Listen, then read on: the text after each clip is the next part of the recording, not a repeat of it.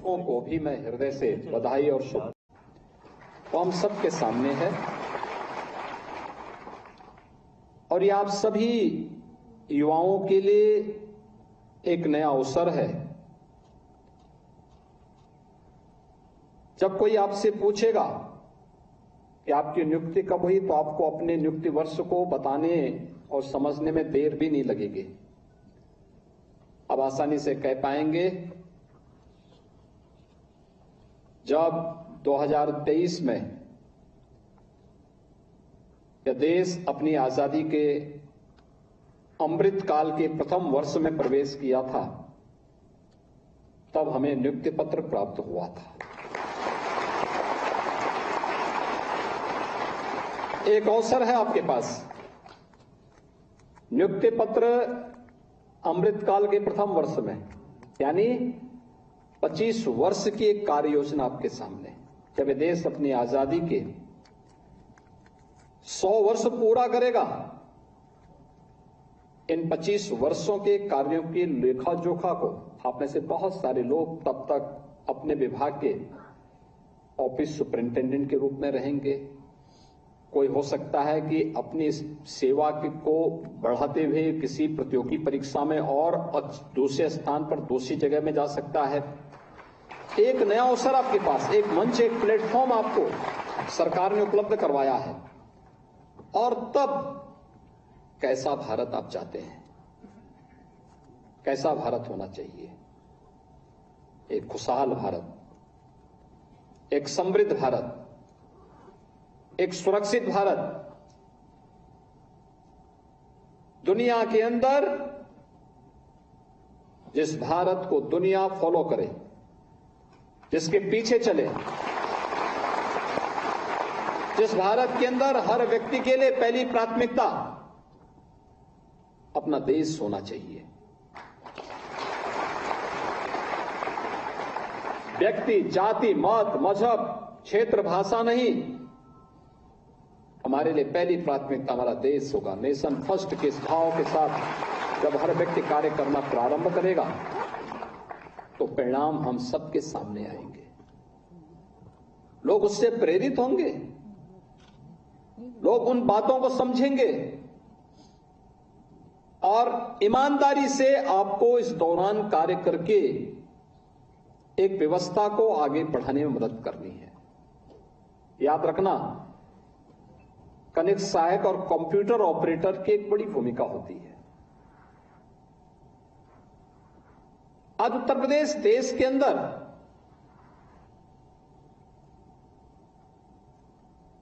एक नए परसेप्शन के साथ आगे बढ़ा है। उत्तर प्रदेश के बारे में लोगों की धारणाएं बदली हैं। पहले लोग बोलते थे उत्तर प्रदेश में कुछ नहीं हो सकता, उत्तर प्रदेश में विकास नहीं हो सकता, यहां तो दंगे होते हैं, यहाँ व्यवस्था होती है, यहाँ भ्रष्टाचार है, यहां पर कार्य नहीं होता है, एक एक फाइल पड़ी रहती है।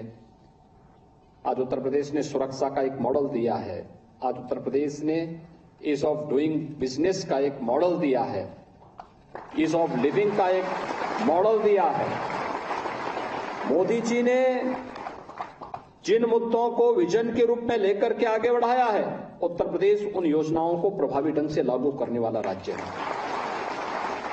और याद रखना, ईज ऑफ डूइंग बिजनेस हो या ईज ऑफ लिविंग के लक्ष्य को प्राप्त करने का एक कार्य, इसमें आपकी बड़ी भूमिका होगी। आप उसके नींव के पत्थर बन सकते हैं और उसका काम अब तो ज्यादातर ऑफिस ई ऑफिस में बदल रहे हैं। आज एक व्यवस्था भी आ गई है कि कोई फाइल 3 दिन से अधिक एक टेबल पे नहीं रहनी चाहिए। जो भी निर्णय लेना है फटाफट निर्णय लो। क्वेरी जो भी है एक बार में करो, बार बार नहीं। उसके साथ जवाबदेही भी तय हो रही है। लेकिन हम पहले दिन से तय कर रहे हैं कि भाई मेरे पास फालतू कोई फाइल नहीं रहेगी। कोई भी बात हो अपने सीनियर से बातचीत करें, अपने बॉस से बातचीत करें, उनसे पूछ लें ये मामला इस रूप में आया, क्या इसमें वो करना, फटाफट प्राण निस्तारण करके आप आगे बढ़ा दीजिए।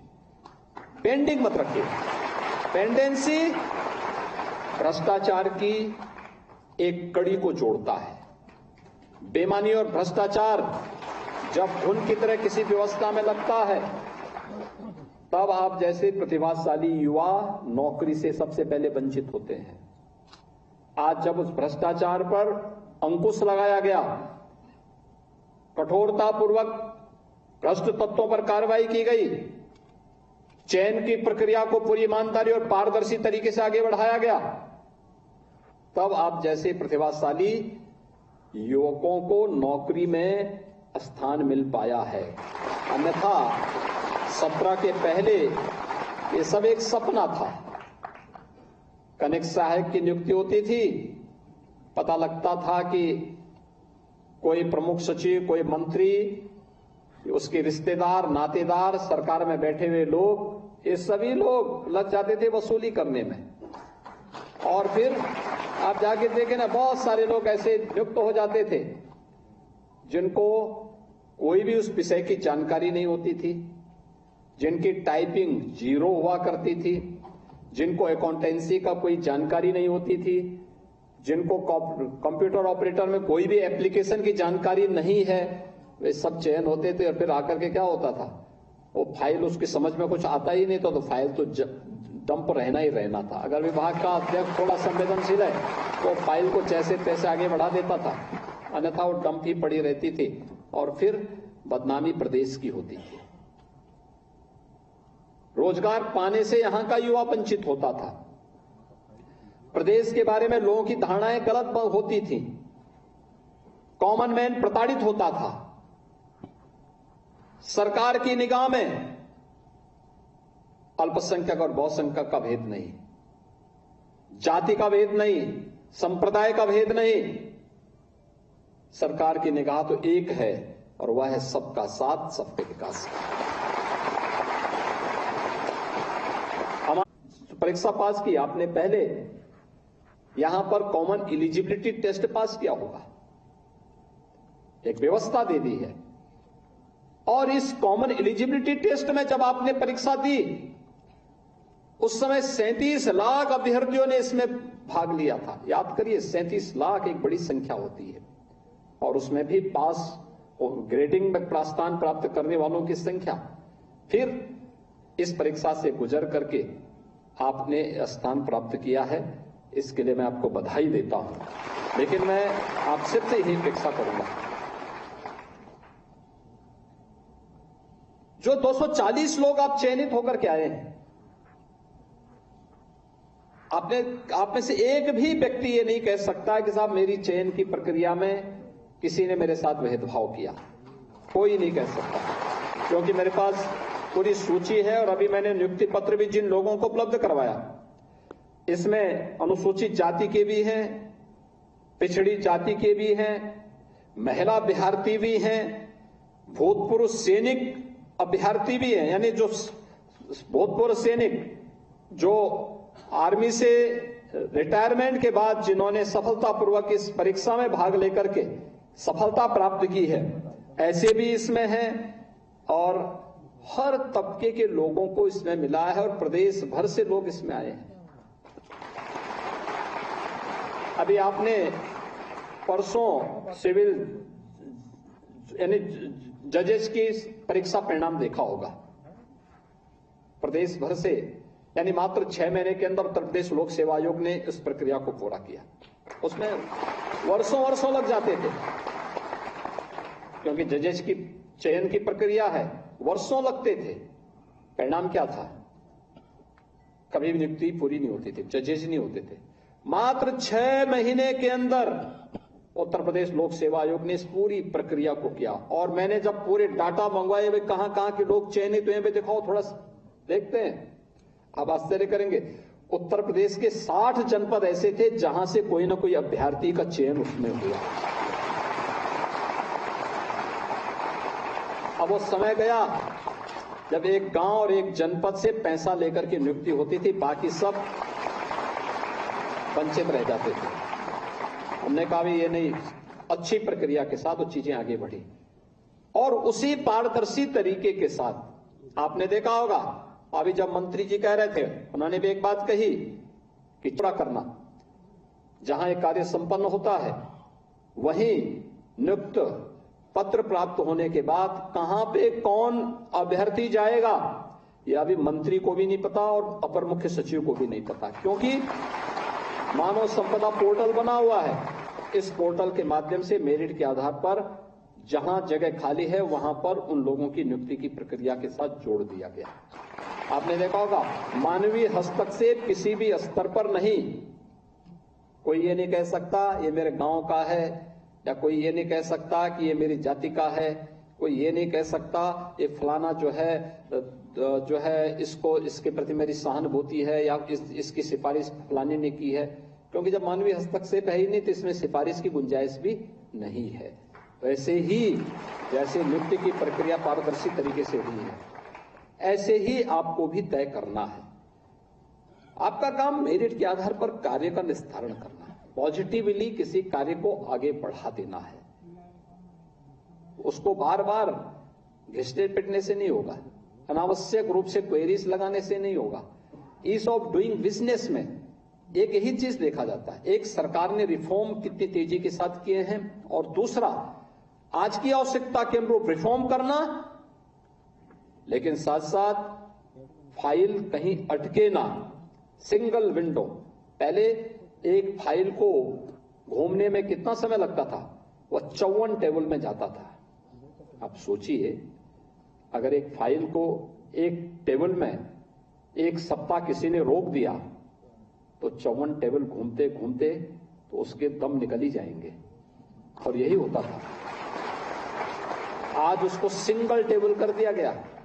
किसी ने आवेदन किया, जैसे आप एयरपोर्ट पे जाते होंगे, वहां पे लगेज की जांच करने के लिए एक इक्विपमेंट लगाया जाता, आपने एक जगह से लगेज भेजा, अगली जगह आप उसको पकड़ लीजिए। ऐसे फाइल का हो गया है। उस फाइल को यहां से आवेदन किया और वहां से अपना पत्र लेकर के आगे बढ़िए, उद्योग लगाइए, ईज ऑफ डूइंग बिजनेस के लक्ष्य को प्राप्त करने में। ये प्रक्रिया हमें अपने कार्यालयों में अपनानी पड़ेगी, बिना भेदभाव के, बिना किसी उसके, जो मेरिट के आधार पर है। इस प्रक्रिया को आगे बढ़ाने का कार्य एक बड़ी जिम्मेदारी है आपके ऊपर जी, और टेक्नोलॉजी ने इसको और आसान किया है। हम तो बार बार कहते हैं इस चीज को कि टेक्नोलॉजी ने कार्य को और आसान कर दिया है। आप सोचिए, टेक्नोलॉजी नहीं होती तो क्या कोरोना कालखंड में हम 15 करोड़ लोगों को फ्री में राशन की सुविधा पूरे कोरोना कालखंड के अंदर ही नहीं, आज भी उपलब्ध करा रहे हैं, और कोई नहीं कह सकता कि किसी के साथ भेदभाव हो रहा है या कहीं घटखोली हो रही है। ये प्रक्रिया होती है, पारदर्शिता का उदाहरण है। 1 करोड़ परिवारों को वृद्धावस्था पेंशन, निराश्रित महिला पेंशन और दिव्यांगजन पेंशन 1000 रुपया हम देते हैं। एक क्लिक से उनके अकाउंट में पैसा चला जाता है, किसी बीच में मीडिएटर की आवश्यकता ही नहीं। कोई ये नहीं कह सकता। आज मुझे लोग मिलते हैं, मैं जनता दर्शन कार्यक्रम में जाता हूं, पूछता हूं, कोई भी आता है, कोई बुजुर्ग महिला है, निराश्रित है, कोई देखभाल करने वाला नहीं है, मैं पूछता हूं उससे कि आपको पेंशन मिलती है? वो कहती है हाँ पेंशन मिलती है। मैं उससे पूछता हूं राशन कार्ड है? हाँ राशन कार्ड है। अगर आप दुकान में जाने में समस्या है तो क्या कोटेदार या सरकार का कोई कर्मचारी आपके घर तक राशन पहुंचा देता है? वो कहती हाँ पहुंचाता है। ये सरकार की मंशा साफ है। हमारी संवेदना एक गरीब के प्रति है, एक कमजोर के प्रति है, एक निराश्रित के प्रति है। हमारी संवेदना एक दलित के प्रति है, एक अति पिछड़े व्यक्ति के प्रति है। हमारी संवेदना किसी भ्रष्ट व्यक्ति के साथ कभी नहीं हो सकती। हमारी संवेदना किसी अपराधी और माफिया के साथ कभी नहीं हो सकती है, क्योंकि ये सब बैरियर हैं। भ्रष्टाचार हो या किसी प्रकार की अराजकता, कोई अपराधी हो या माफिया, ये विकास के बैरियर हैं। इस बैरियर को हटाने के लिए सरकार चुनी जाती है और सरकार उन बैरियर्स को हटाती है, लेकिन अपनी संवेदना का पात्र एक गरीब को बनाती है, एक कमजोर को बनाती है, एक अति दलित अति पिछड़ी को बनाती है, किसी मुसहर बस्ती तक अपनी योजना का लाभ पहुंचाती है, किसी बनटांगिया तक अपनी योजना का लाभ पहुंचाती है, किसी थारू और किसी बनवासी बंधु तक अपनी योजना का लाभ पहुंचाती है। गरीब गरीब है, उसकी कोई जाति, कोई मत और मजहब नहीं होता, वो तो उस तक योजना का लाभ मिलना है।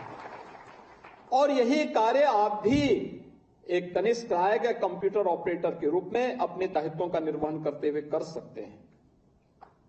देखिए, शासकीय सेवा प्राप्त करना आज के दिन पर एक दुर्लभ कार्य है, और वह भी पिछले 6 वर्ष के अंदर तो जिस पारदर्शी तरीके से इस कार्यक्रम को आगे बढ़ाया, बहुत स्वस्थ प्रतिस्पर्धा को आगे बढ़ाया है। अच्छे लोग अब आ रहे हैं, अच्छी प्रक्रिया के साथ जुड़ रहे हैं, एक स्वस्थ प्रतिस्पर्धा आगे बढ़ रही है, और न केवल सरकारी क्षेत्र में बल्कि निजी क्षेत्र में भी अपार संभावनाएं बढ़ी हैं। सरकार ने आज के दिन पे हमारे युवा तकनीकी दृष्टि से सक्षम हो 2 करोड़ युवाओं को टैबलेट और स्मार्टफोन हम दे रहे हैं, कभी नहीं हुआ। सरकार की योजनाओं की जानकारी उस टैबलेट और स्मार्टफोन में उपलब्ध करवाई जा रही है, बताया जा रहा है क्या क्या क्या क्या स्कीम है युवाओं के लिए।